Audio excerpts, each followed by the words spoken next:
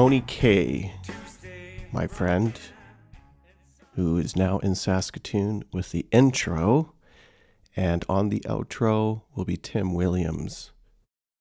Welcome, friends, to December 24th, 2023. This is a bonus episode with one poem, one reflection, and in this case, two songs. The Darkest Night for Stumbling Souls.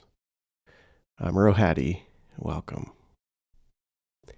The darkest night for stumbling souls, grasping dim paths with wayward hobbles, fading, fade to a flicker, a slight shard, wispy beams, piercing prisms, soft crescendo, daybreak.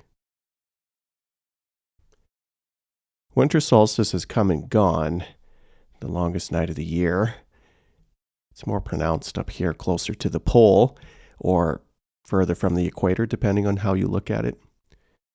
It's hard though, isn't it? The darkness seems relentless, progressively getting darker and darker slowly for 6 months. And then a hopeful note. A few extra minutes a day of light marking the start of new possibilities. Today's reflection, the blues in Advent. Advent is this rhythm of waiting. I'm sure you've heard of it before. Waiting for deliverance, among other things. Deliverance from darkness.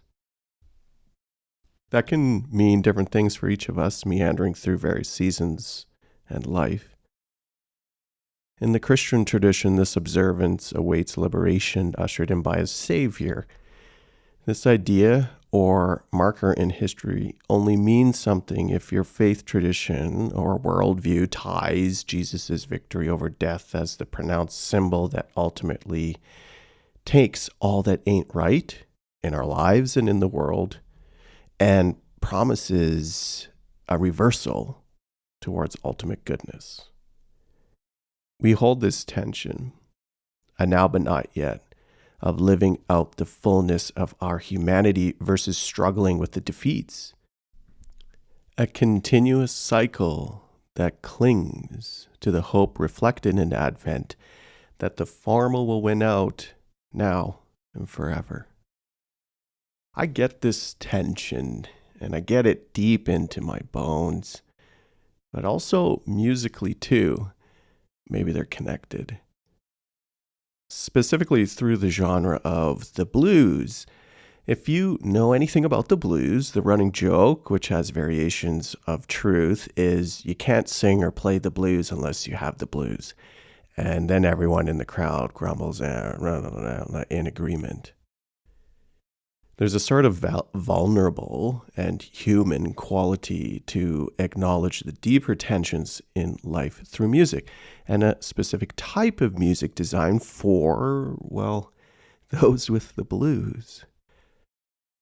I found myself in the opportune, or it's a funny choice of words, but the opportune place for the blues some 9 years ago. I actually started to play the blues, joining my friend Tony K, who you heard on the intro, and his trio at the pub for open mic nights. It was a year of blues for me. Staying up late at night on a Thursday, hauling my gigantic keyboard and amp to the pub, all to sit in the background with the band and hack my way through as a total amateur using the various pentatonic options the blues presents. And if you know anything about music, 145 got me through a lot of the evening. And you know what? This season of pause to meander through the blues, metaphorically and literally, was a cathartic and healing experience.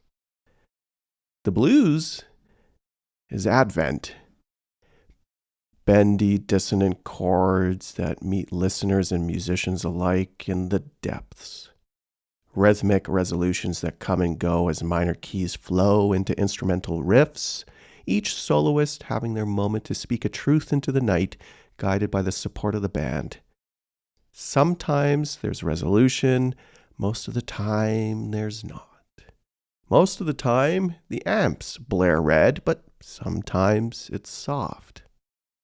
Notes that sound out of place but are not, as disjointed or skipping scales are played with designed incongruence over classical perfection and matched expectation.